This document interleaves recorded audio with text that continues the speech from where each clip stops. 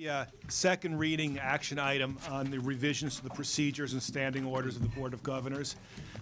At the last meeting, we discussed the changes to the committee structure, and as you can see on the second page, the page that's marked attachment, that has 50. It's item number 50 there, standing committees, and there's a list of committees there. It's basically the same as what you saw last time, but last time the board asked that we have a foundation committee. So there is a committee for the foundation, and also to have the executive committee remain.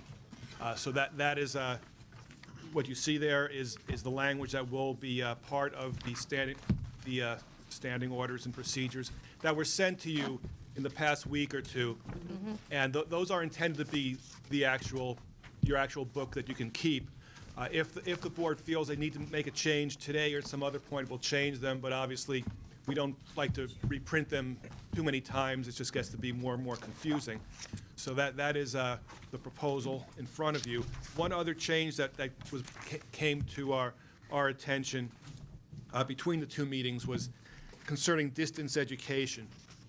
And one of the procedures, it's procedure number 409, concerns distance education and education technology. And there was a request from staff to make a slight change to that particular procedure to eliminate a survey that was part of the review that's done every 2 years. It was determined that the survey was labor-intensive and not real helpful in terms of providing useful information. So there was a request from Vice Chancellor Russell and the people who he works with on distance education to remove that particular part of the report. And with that, I'm available to answer any questions you may have.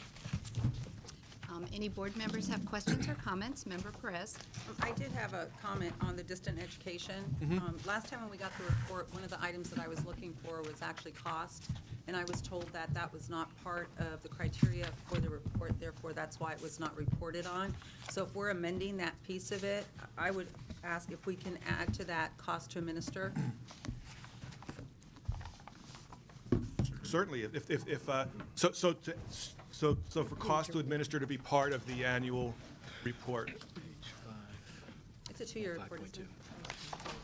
It's a 2-year report. Yeah. Barry, do you have any comments on that?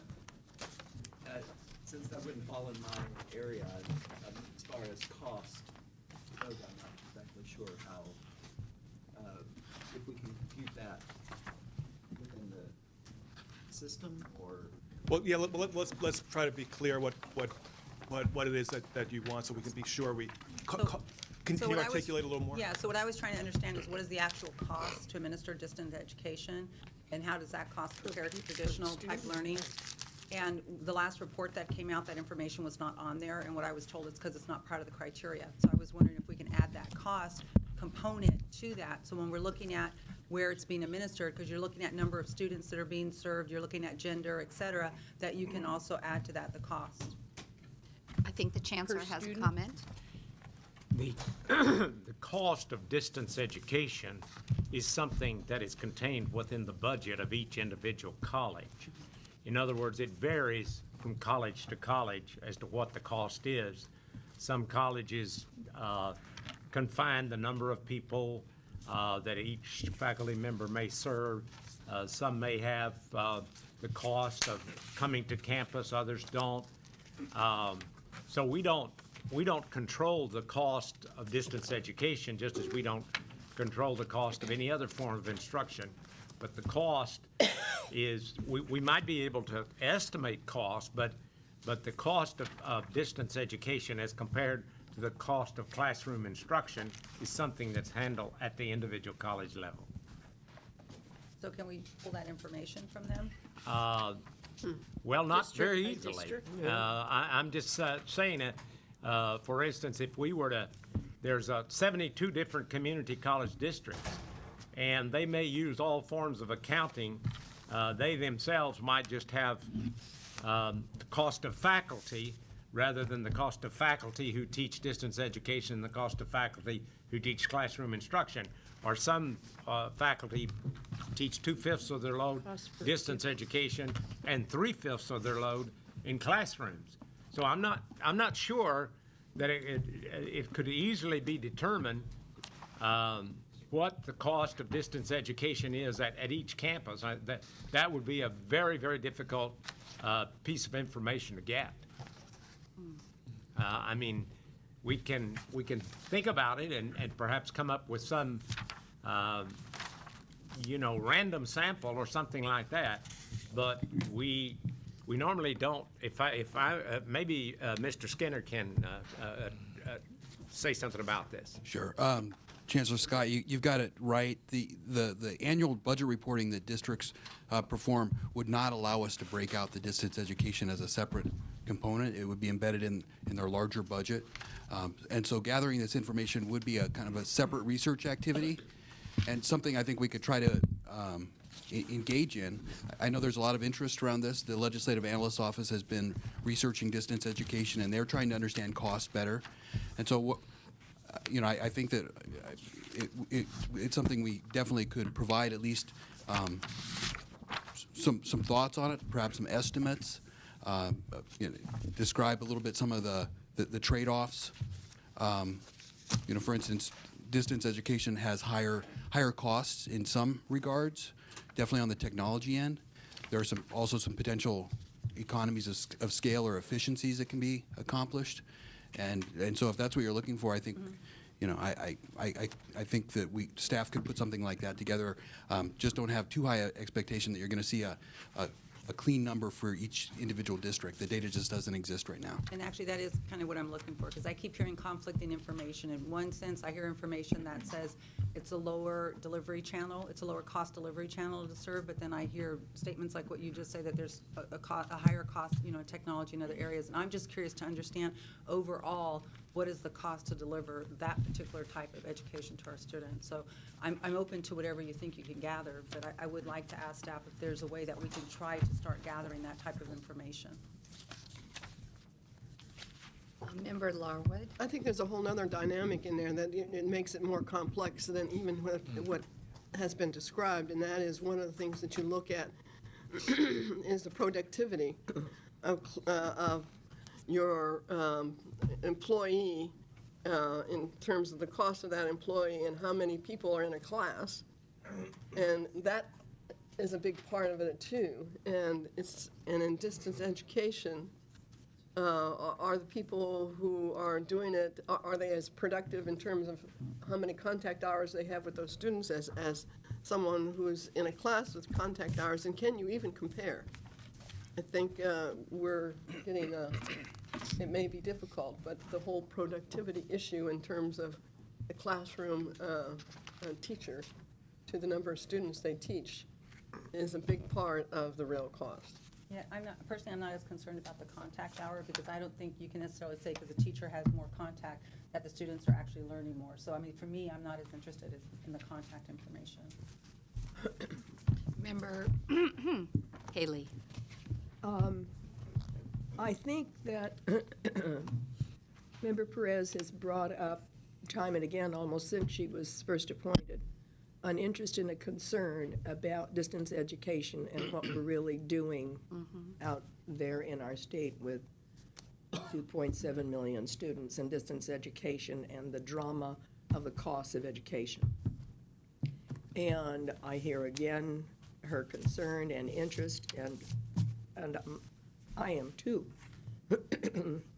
I'm foolish enough to think that maybe there is a way for us to be able to begin to get a hold of some of the information that's available at the community colleges, but also the Legislative Analyst's Office. Others are pressing us to prove to me that one is not as good as the other, or we do a better job in a classroom with 35 people and one teacher than. There are a lot of parts to this whole distance education question and concern. I would like to see us somehow or other take a piece of it that we think we could get a hold of, and zero in on that. Maybe as we do that, we will bring out a way to help the Legislative Analyst's Office, help other researchers that are trying to get this information to us in a better form. I understand very much what Chancellor is saying about the budget and the internal operations of the district budgets and the college budgets. They're different. They're all very different. And to be able to provide us with a line of information is going to be difficult. But I would really like to see us find a way to go at it. And I really appreciate the fact that you're consistent and you're persistent, and we will probably eventually get some kind of information. And I Well, think that. very well said, and Chancellor Scott has a comment. I don't think there's any problem. There may be a little problem, but there's not any problem with us telling you how many hours are taught by distance education and what percentage that represents in terms of the total amount of instruction. There are two issues involving distance education. One is quality, and there's been a lot of research on that. And it's very clear to me, for instance, that some courses are appropriate for distance education and other courses aren't. I would hate, for instance, to try to teach the introduction of philosophy by distance education. On the other hand, mathematical concepts can very frequently be taught very effectively by distance education. So there's a question, number one, of quality of instruction.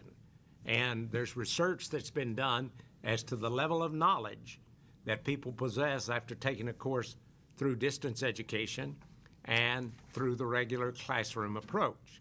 The second issue is the issue of cost.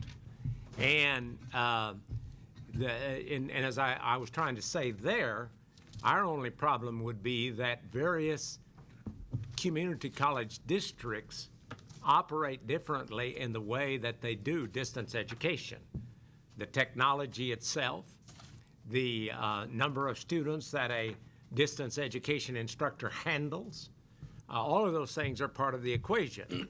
And if we can find out information, but all I'm trying to say is I don't think our staff can go and be, ferret out all the information district by district unless the district itself has some kind of methodology of doing that. So the only problem I want to say is that we will give you all the information we can get, but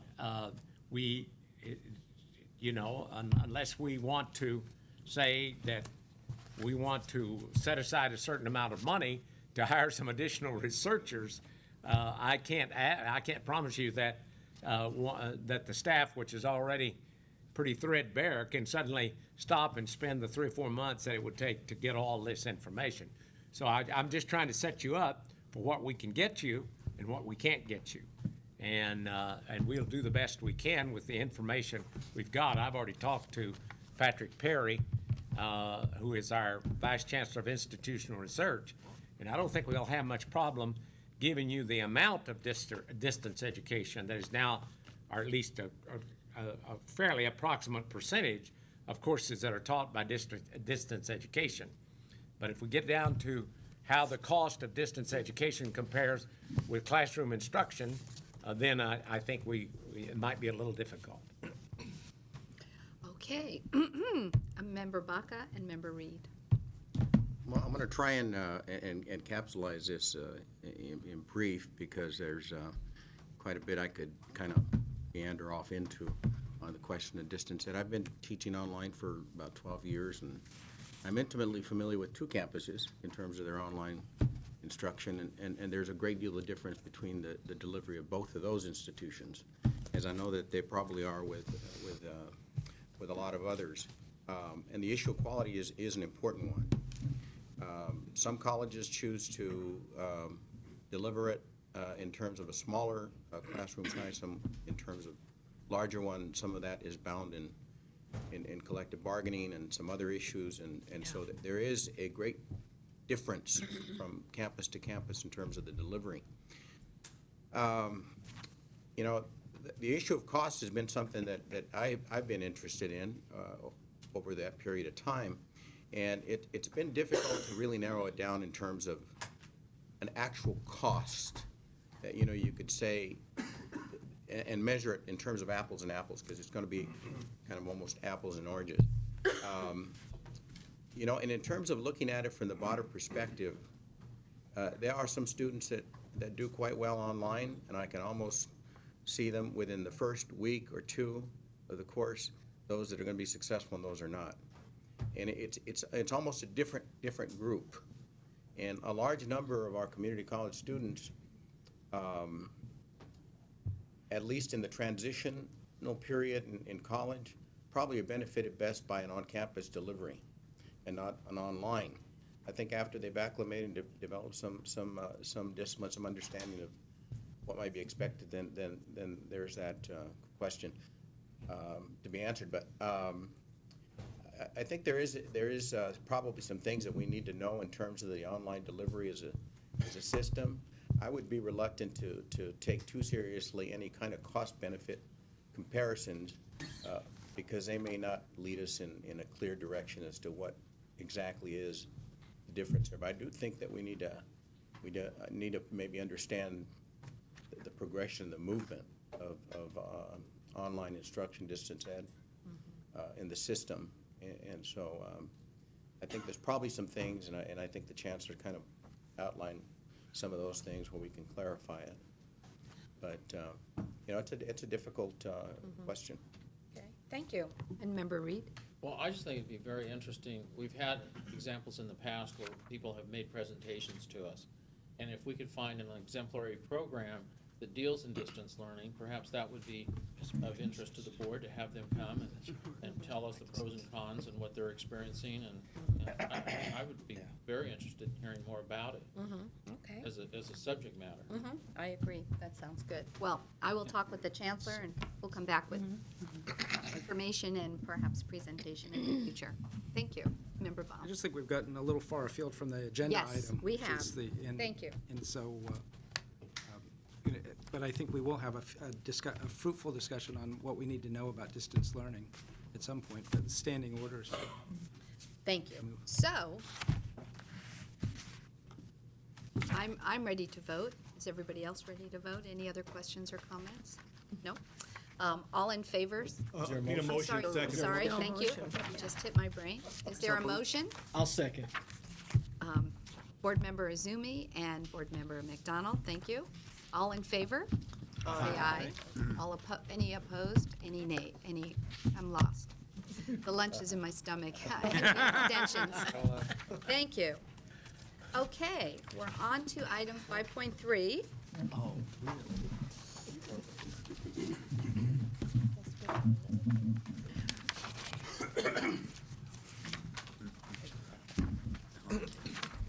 Vice Chancellor Eric Skinner is going to present this.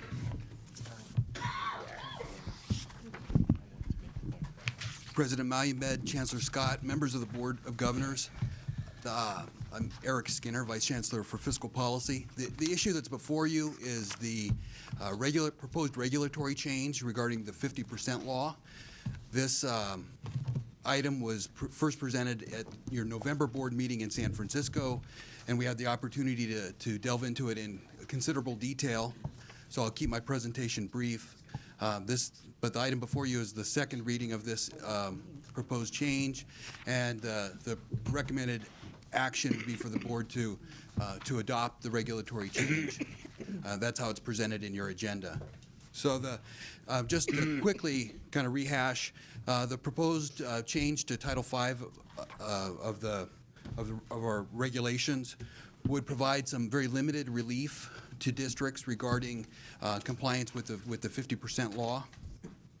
The relief that is, and I think most of you are familiar with the 50% law, but that's the it exists in statute, and then it's backed up in our regulation requiring that 50% of districts' general purpose funds be used, at least 50% those general purpose funds be used to support the direct costs of instruction.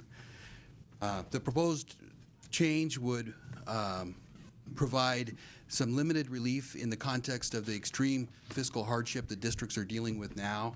And specifically what it would do would be to establish an additional definition of serious hardship that would allow a district, if they were to fall out of compliance with the 50% law, it would allow them to petition to apply for some relief from the board and be provided with some relief against their 50% law penalty under some narrow circumstances.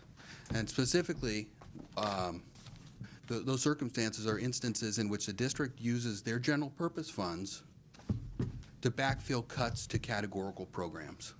And that's really what this proposed change is all about, is our categorical programs were cut between 40 to 50% in the last budget. That's having dire impacts in terms of student services and other important services on community college campuses. And many districts, as they attempt to try to protect the most vital elements of those services, whether that be in counseling, tutoring, assessment, other functions that are critical for student success, they're having difficulties because many of those investments do not count towards compliance with the 50% law.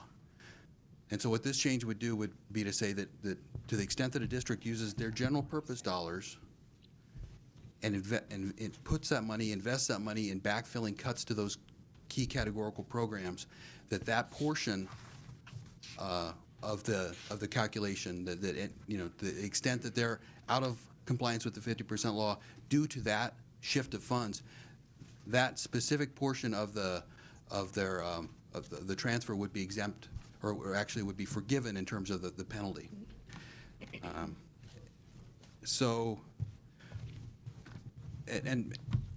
again, this limited relief has a couple features that were built into this for the purpose of really providing a level of comfort that this was a narrowly tailored type of relief, in that, one, it does not simply automatically waive any violation of the 50% law.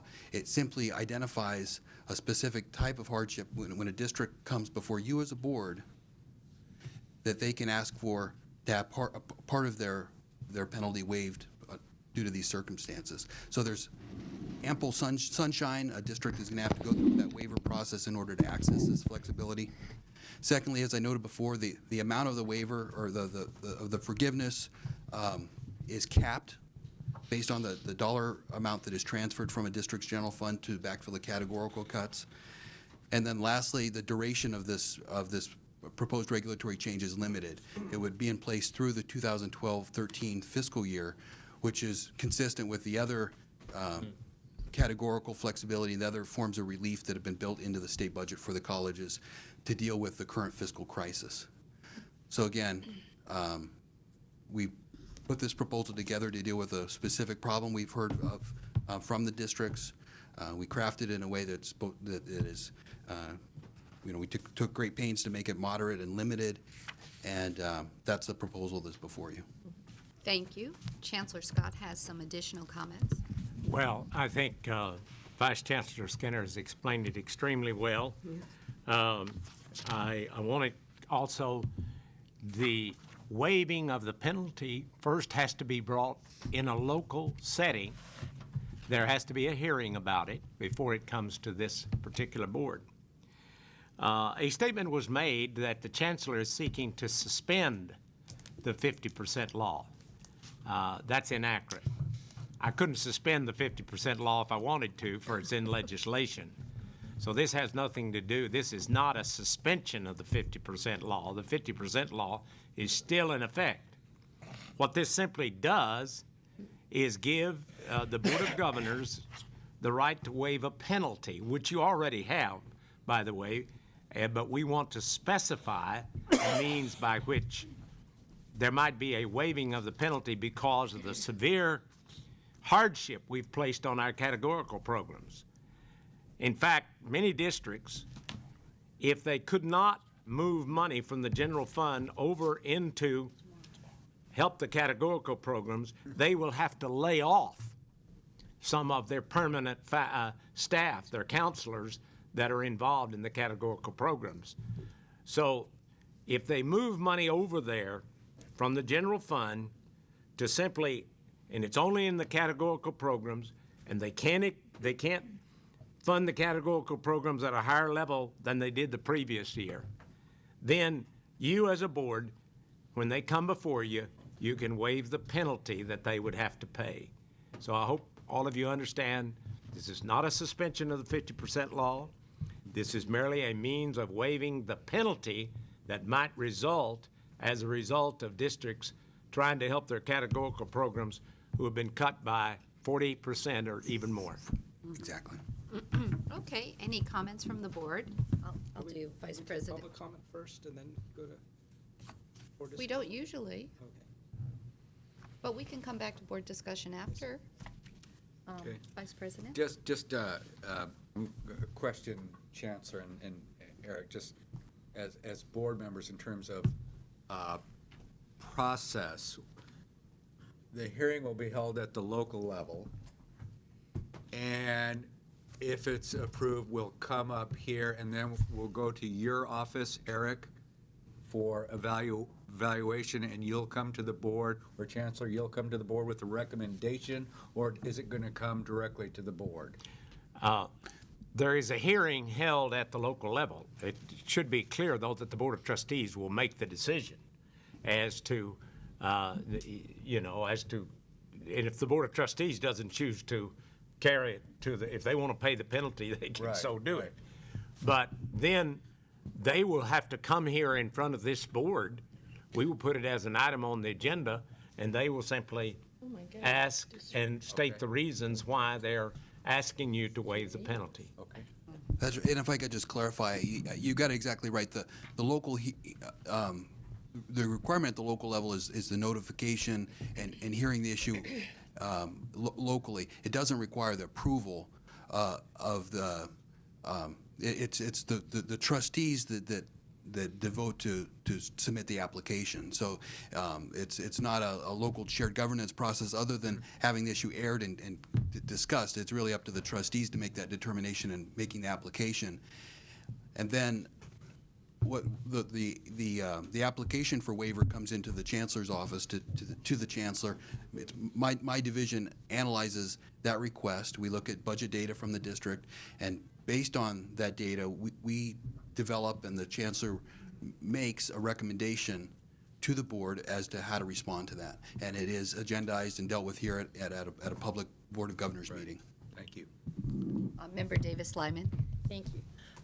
I'd like to first, Vice Chancellor Skinner, thank you for the quick turnaround of information after our last board meeting. I think we received something within about a 2-week period from you. Thank you very much for that. Could you share with us, at the last consultation meeting, was there any further discussion on this? And if you could share with us what the main points were. Sure. The conversation dealt with, I mean, there were questions about whether or not a district could, so these were concerns shared by, I think, by FAC primarily, or there were questions that were raised about whether or not a district, by function of transferring, using the categorical flexibility that's in the budget, whether they could somehow game this new relief, this proposed regulatory change, to increase the amount of their waiver from the penalty. And so we had a discussion about that, and I shared my strong commitment that that there's language in the proposed regulatory change that specifies that the language that caps the amount of waiver that can be provided would protect against that kind of gaming. And so I voiced my strong commitment that we would not look favorably on a district that was trying to somehow manipulate this provision to get more benefit than is intended. I'm trying to remember if there are other key points. I mean, clearly this is it's a charged issue, but it was I think a lot of it was follow-up to a conversation that some of the public presentations that have been made at the November meeting in front of the board. There was, I'm recalling now that there was also considerable sympathy shared in terms of an understanding of the depth of the cuts to those categorical programs, and that's having serious negative impacts on students right now. And so I think there was a great deal of sympathy from really everybody at Consultation Council about that reality. And a good number of the people around the table were favorably predisposed towards providing this kind of relief to help with that. Okay, thank you. Member Baum? I had a couple of questions, but just for procedural issues, the way I think it should go is that we hear the recommendation, and then we hear from the public, and then we have questions or deliberations before we take an action. And do we have? We have many people from the public who would like to speak. So I just, as the Vice President said, there was some questions about things, so. Just clarification. I'm ready to hear from the public unless there's other questions, and then we can talk after. Is that okay? Okay, I'm ready. Okay. Dennis Frisch, California Community College Independence.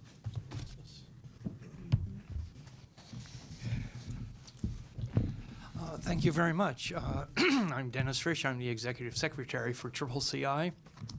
Since there are one or two new members to the board, CCCI is an organization of recognized collective bargaining agents who have chosen not to affiliate with a larger union. So they pursue their responsibilities and obligations under the RADA Act independently. With that said, I come here to first say that I understand, and my organization understands, the objective that has been set with this proposed regulation change. And in your efforts to perhaps achieve that objective, to provide some relief to districts that choose to try and maintain the integrity of key categorical programs by transferring general fund monies, that is a very laudable objective.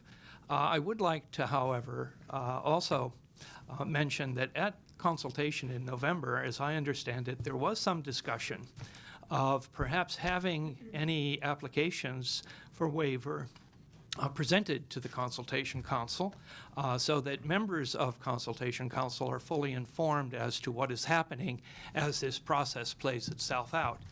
And I think the key here is that we are able to, at some point, say whether or not the objective we've set with this kind of proposed relief is being met. And the key to that is to be able to evaluate and to have some kind of accountability process. So I would urge the board to keep in mind that that is a key component to this whole effort to provide relief to districts that choose to maintain the integrity of these programs.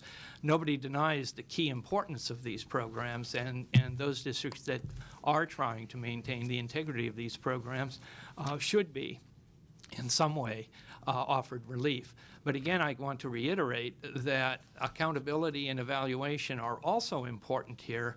As members of the board, you will at some point want to be able to say, did our decision here result in the desired outcome? Were key programs maintained at some functioning level? The key to that is to have the information available to you so that you can say yes or no to this.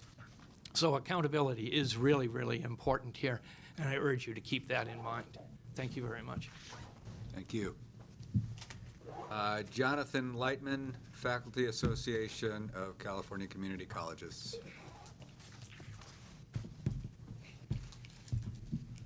Thank you, Madam President, Chancellor Scott, and members, and Happy New Year to you all.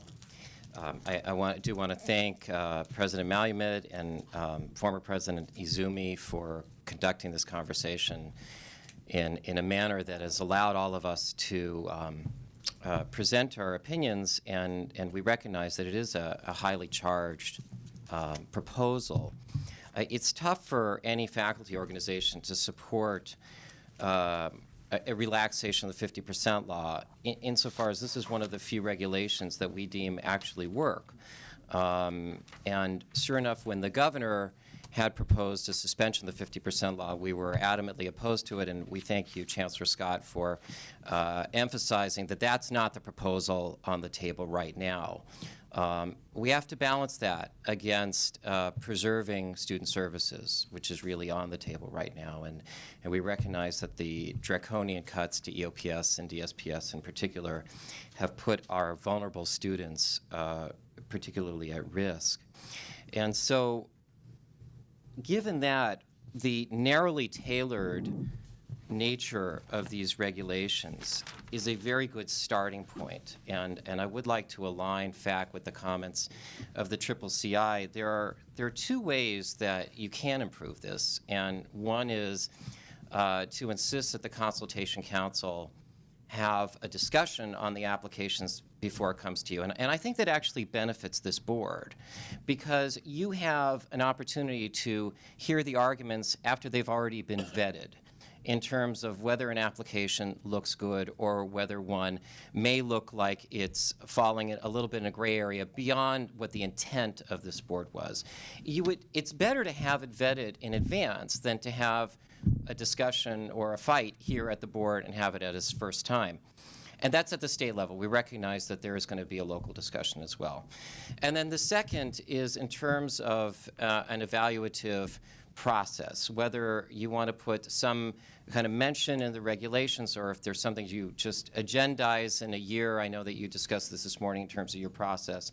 So if you want to make it, let's say, a course correction within a year, you should have that opportunity to do so to ensure that these regulations are actually doing what you intend for them to do. Thank you. Thank you. Dr. Ron Norton-Real, Community College Association, California Teachers Association. Good afternoon, everyone. I hope your holiday was restful. I had a great holiday for the first time in a long time, so I'm hoping everyone was able to do that. I'm here to represent a great concern that CCA and CTA has, and that is that we believe that you already have a legitimate way to exercise a waiver. Because every year that I have sat here, at least one school has come and asked for a waiver. You didn't need this. You looked at all the other venues. As I expressed to you in your November meeting, I have a concern that this is, and we can use semantics all that we want, a suspension. Because when you waive a penalty, what have you done? You've eliminated the enforcement of whatever the law was that you were supposed to be enforcing. I still have not heard an argument that says, or a college to come forward that says that they eliminated their reserves to keep intact any of their other programs. It is true that the legislators did, in fact, say, we're going to cut these programs. Each school still has its own flexibility. The first argument that we heard when the flexibility argument was there was that they could shift the funds as they wish to. There's nothing that's still preventing them from shifting the funds. I don't think that we need to add to the status quo, because I believe that there is currently sufficient justification to ask for a waiver. So I think that you as a group are going to make a decision as to whether or not you want to weaken the 50% law, because I believe that this does. Thank you. Thank you. Last, well, not second to last speaker, Lynn Nault, San Diego Community College District Chief Student Services Officer. Good afternoon. My name's Lynn Nault, and I'm the Vice Chancellor of Student Services for the San Diego District, and I'm representing the Chief Student Services Officers today. The Chief Student Services Officers feel this regulation is critical to the life of our categorical programs right now. As you know, the categorical programs took a disproportionate cut as a result of the budget. And in my district alone, we are $1.7 million shy of covering salaries and benefits for those programs. So what the 50% law does is it, in essence, is a disincentive for districts to backfill those dollars because it puts the 50% law in jeopardy. And you can imagine in my district, $1.7 million is quite a lot. So as I know your focus has been on student success and student outcomes, as has the legislature, we want to make sure that our categorical programs stay intact. And this temporary relief, and I think it's been framed well in terms of a limited relief, will allow us to ensure our categorical programs are not in jeopardy any more than they already are. So we urge you to support this regulation change. Thank you. Scott Lay, California College League. Good afternoon, Madam President, Chancellor, board members. I'm here to support, on behalf of the Community College League, this very narrow framework for waivers, and that's really what it is. It is not a suspension, nor is it clearly an expansion of the waiver process you currently have. What it does do is set forth a framework by which a clear message is sent to districts as to how you will look at waivers given this financial system. You could say we're not going to provide any clarity right now, and districts would say, well, maybe this is carte blanche and we could just move money all around. But by adopting this waiver process, this waiver framework, you are sending a clear message that this is a narrow area where you think districts should have some flexibility. And we certainly support the consultative and accountability suggestions of CCCI. In fact, those are reasonable. That's the spirit of this system's governance, and we would strongly urge you to adopt this regulation. I'll note that it was mentioned that districts have not been dipping into their reserves. I wish that was the case. You just heard from the last speaker that one district, $1.7 million, has been moved from essentially reserves over to backfill these programs. And since the president of one of the colleges in that district, Terry Burgess of San Diego City College, is from that district, I've had that chance to see exactly what they've done. Districts are quickly burning through reserves. That is our next big fiscal concern. To maintain access and maintain programs and jobs, districts are burning through reserves. We're going to see many in deep financial hardship. This is a reasonable step to ensure that a framework is understood by districts as to how they best can manage to save student services through this crisis. Thank you. Thank you. And that's it. Okay, we're back to the board. Member Thomas. Yes, I hope Vice Chancellor Skinner can help me. Just a general idea, what are the specific components?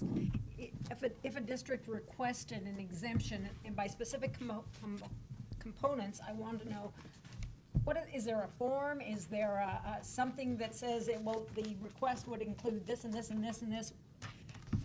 If the board gets something like that, what do we have to evaluate?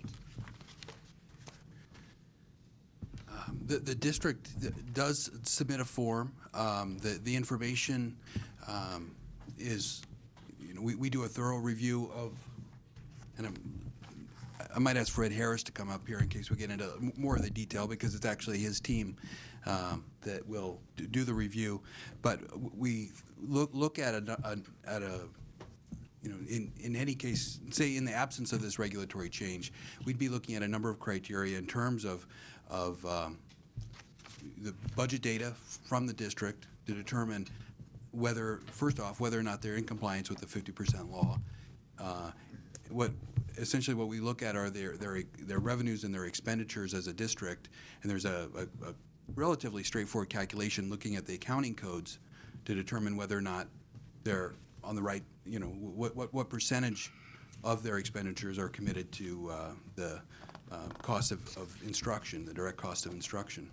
We also do look at the reserves. That's one of the factors that's taken into account in analyzing a district's waiver request to determine whether or not they meet the definition of a serious hardship. We also look at the district size. Very small districts have a harder time oftentimes complying with the 50% law. So that's another element that's taken into account. And really how the regulations are crafted is, those are the major elements that are taken into, that are considered. And then the Chancellor's Office staff, we look at the totality of the situation, given those factors, to make a determination as to whether or not the waiver request, we would recommend, whether or not we'd recommend the waiver request be granted. We also look at the history, a district's history of compliance. That's in the time since I've been in this office, I know that's something we've taken seriously. A district that has if there's a district that has a history of not complying with the 50% law, well, that becomes more of a I mean, that's in your oversight function. I think it's fair to call them out and figure out, well, why haven't you over time been able to conform with this requirement?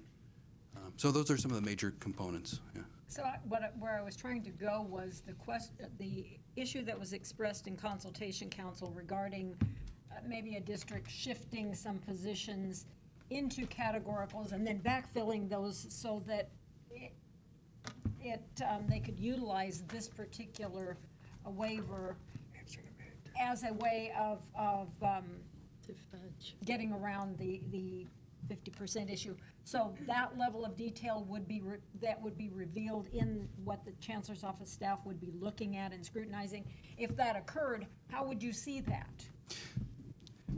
Yes, it would be included because, and that's actually, as I said before, that in describing the criteria and the elements that we look at in reviewing an application, that's under existing law and regulation. This particular change it's going to require the districts report even greater detail than they have in the past in order for us to isolate and identify those kind of funding shifts.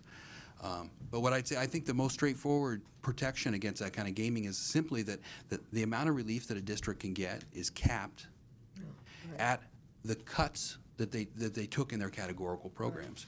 So if somehow they used the flexibility to make it appear that one of their categorical programs was cut even more than the state budget cut it, it would not.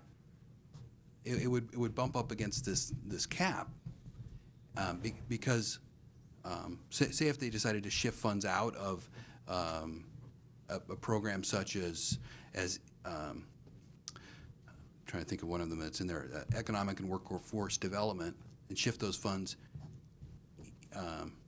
into another categorical program. Taking that action would do nothing to increase, to raise that cap. So it wouldn't be generating any more relief for the district. So the cap is really, I think, the critical element in terms of ensuring that a district really can't game this proposed change, this provision. And I guess in closing, I would just say that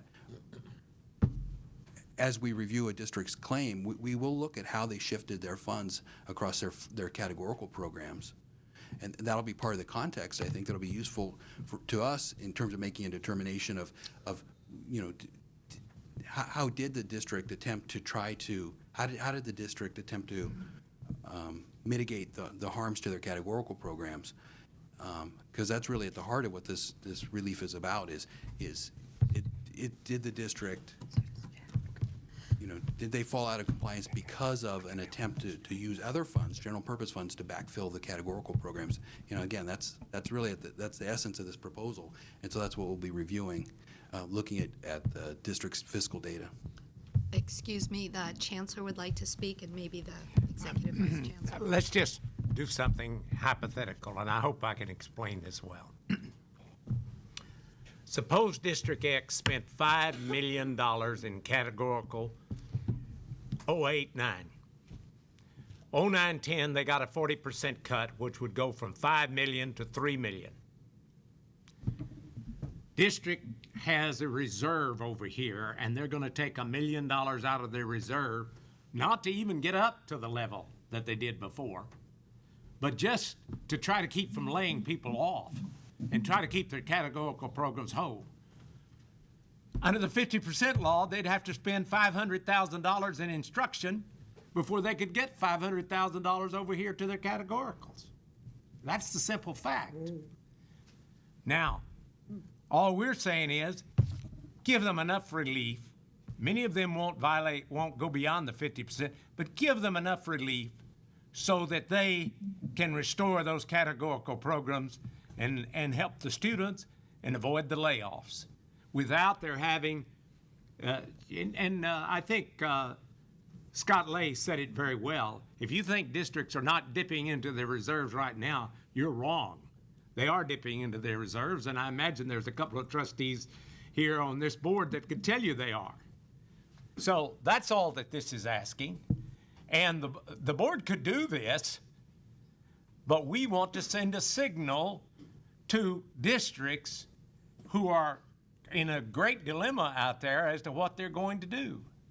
And that's all we're asking to do. I will say once again, we don't have the power to suspend the 50% law. The 50% law is legislation. You only have the power as a board to waive a penalty. Right. And we're going to ask those people to explain it in a local hearing and explain it in front of this board. And if this board decides that there's been gaming or anything else, you can simply say no. We're not taking any power away from you, but we are sending a signal to districts. We're in an extraordinary circumstance, and folks, these districts need to have some kind of idea as to how they can balance their budgets. And we can talk all we want to up here, but they're in a great dilemma right now. And that's the reason we've brought this in front of you, so that we can just say to local boards of trustees, here folks, this is a way in which we can help you solve your problem, and we're only going to do it during this window where we're going through a very tough time. Okay. Member Davis-Lyman. Thank you. In the past, what has occurred the past few years is that we suspend the rules. We get the information and vote all at the same meeting. And I would suggest that this is not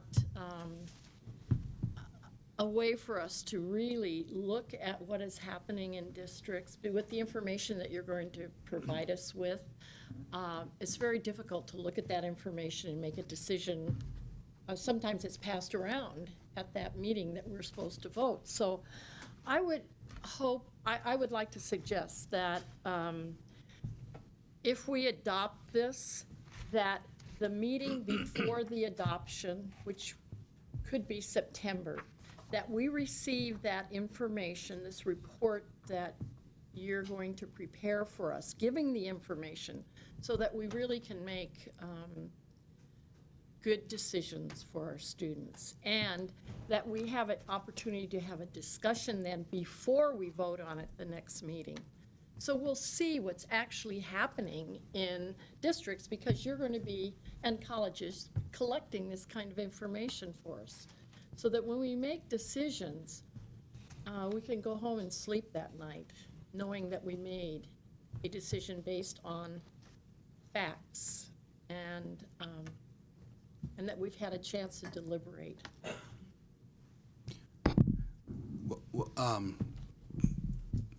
My only thought in responding, I mean, the spirit of what you're asking for, I think, is completely fair, and I think the way we operate in general, we try to get, full information out in front to the board as soon as possible, so you have some time for that consideration. My only concern would be just around the logistical time frame of the fiscal reports that we base this on.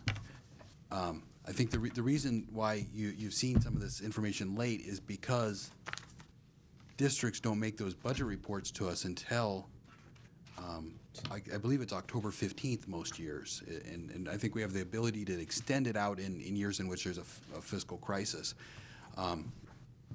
Is that right? Yeah. So I'm not sure if that September board meeting is feasible. What I could commit to, though, is we can do everything we can to expedite that analysis and get that information out there even earlier than usual. I mean, I'm not aware of any time when we've actually invoked an emergency board meeting in order to accomplish the change. So we're always held to that 10-day notice period. But I will do everything I can to expedite ahead of that. Obviously, you can't get it there before it's, I mean, that is a very tight frame, but for us to vote on it and have an opportunity to really discuss these waivers, I think it's important then we push the time that we're going to be voting on this and discussing it to, because you can't get those reports to us that quickly, I would think. It's a discussion. It's not that we get the stuff and we vote on it that time. That I think this is very critical to the balance, the success of our students. It's a very critical issue. And I wasn't aware of when you get those fiscal reports and how quickly that turnaround is. But I also, on the other side, think it's important that we have a chance to fully discuss these. Thank you. Member Baum.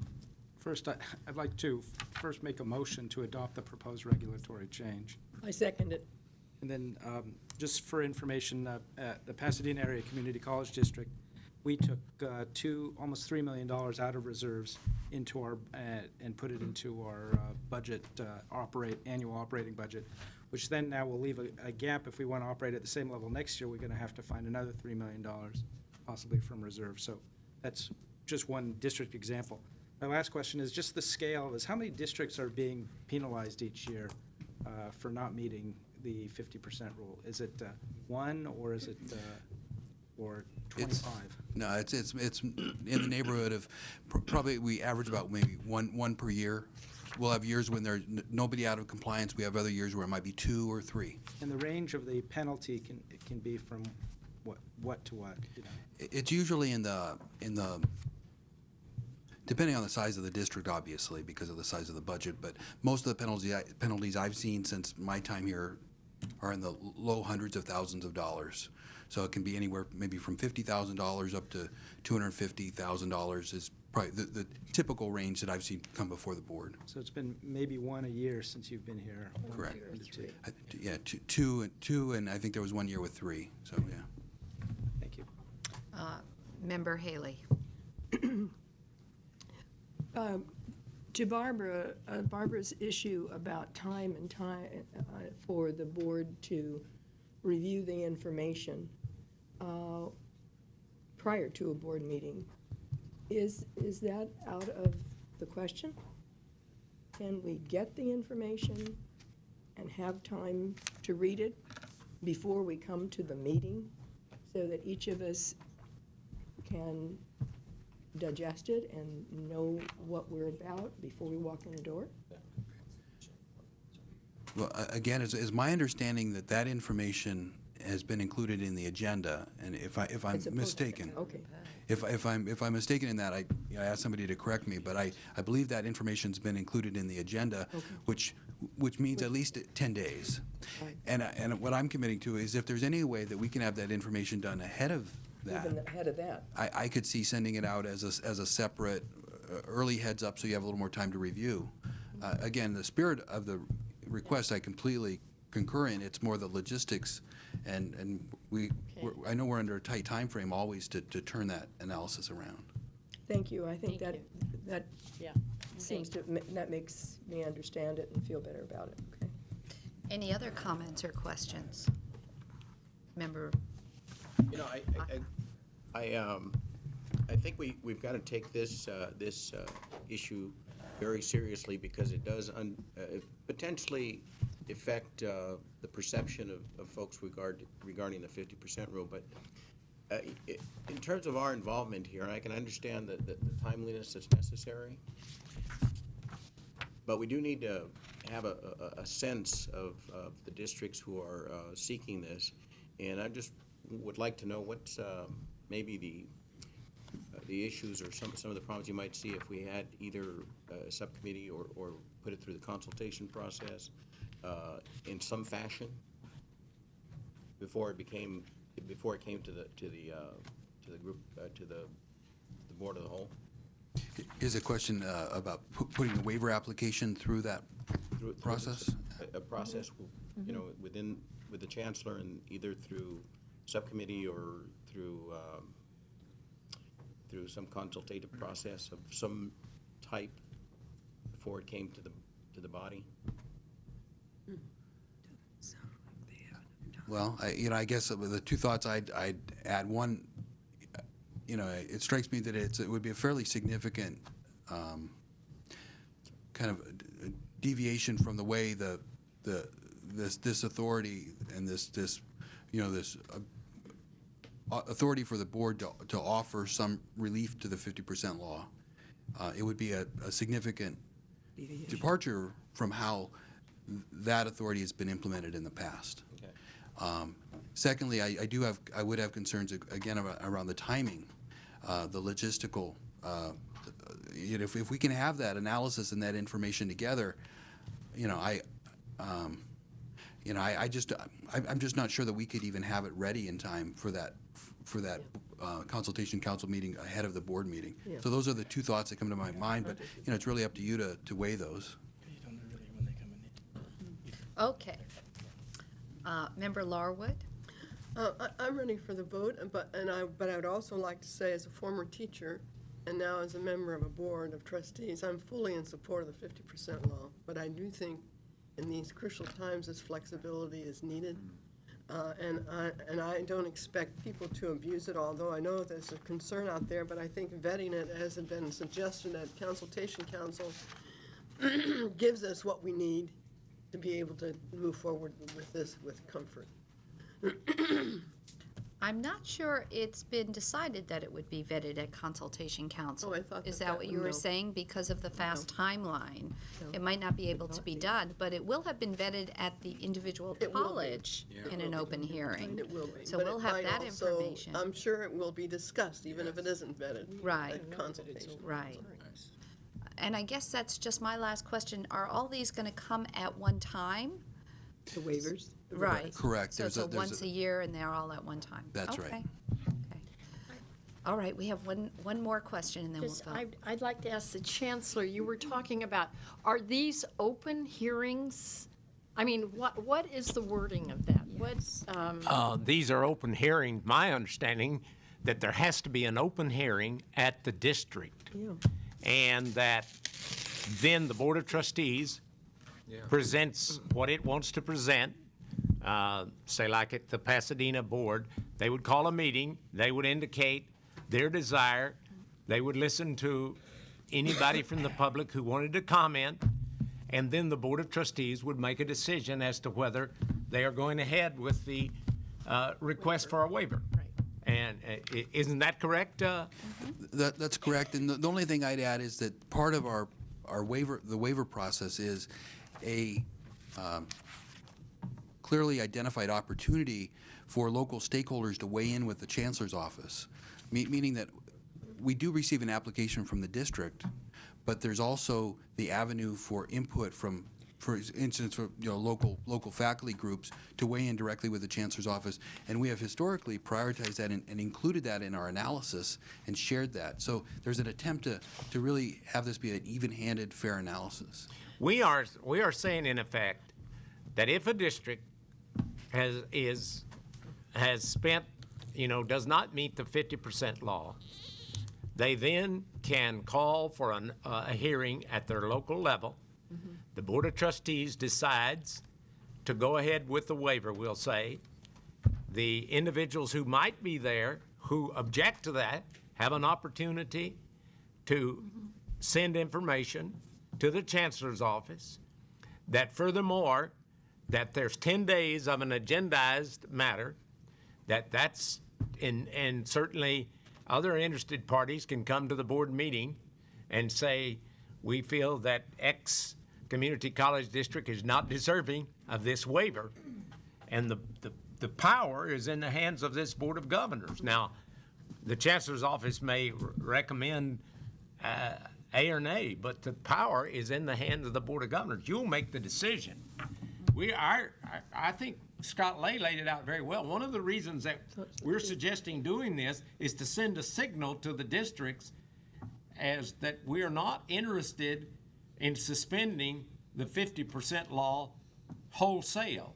We are saying in this very narrow case, if in case you're trying to help these categorical programs that were so decimated and you didn't go beyond what it was in 08, 09, that we will consider waiving the penalty for that.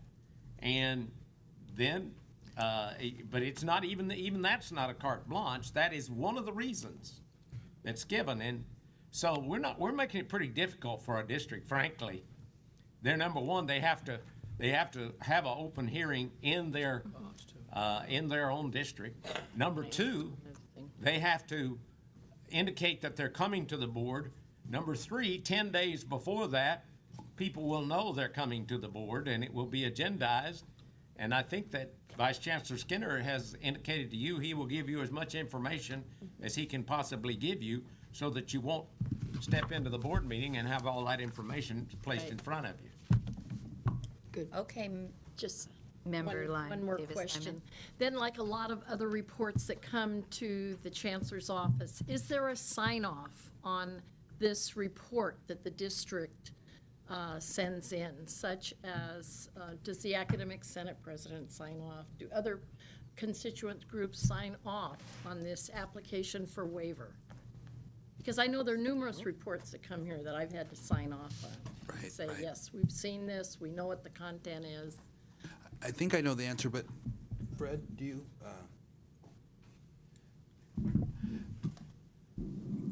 I think the answer is that a copy of the application for waiver must be shared with the local academic senate. And they sign it. But I was trying my darndest to hide back there. My understanding is that the responsibility of the district is just to have the hearing and allow for a discussion.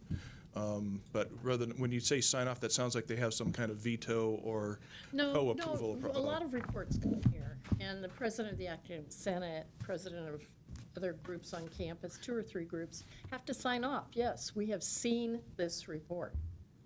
And in addition, It doesn't say we agree with the content, we don't agree, but we have seen, we have read this application. yes, it's supposed to be shared, and then if the faculty groups have an issue, they can appeal it to our office, and our office can then has a very formalized process to review both the appeal and the district's application before we consider our action.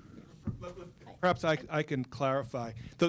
Some of the reports that you're referring to, they're treated differently at the local district. In this case, this report is subject to a public hearing and the Brown Act. So the very fact that it's been agendized and it's been subject to the Brown Act de facto means that it has been viewed by anyone who's interested in viewing it. Okay. So there's not a need to have it signed off as having been viewed because it's been publicly discussed. Yeah, I think we all understand the kind of dire times we're in, but it's the process, maintaining that transparent process that I think is even more critical during these times. Well, thank you for your comments, and on that note, we're going to vote. All in favor, say aye. Aye. Aye. Any opposed? Any abstentions? Thank you. Thank you for your report.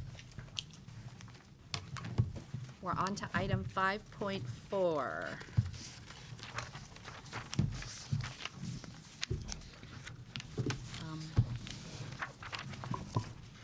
Unless I hear a large word that we'd like a break right now. Would we like a break? Let's do a 5-minute break.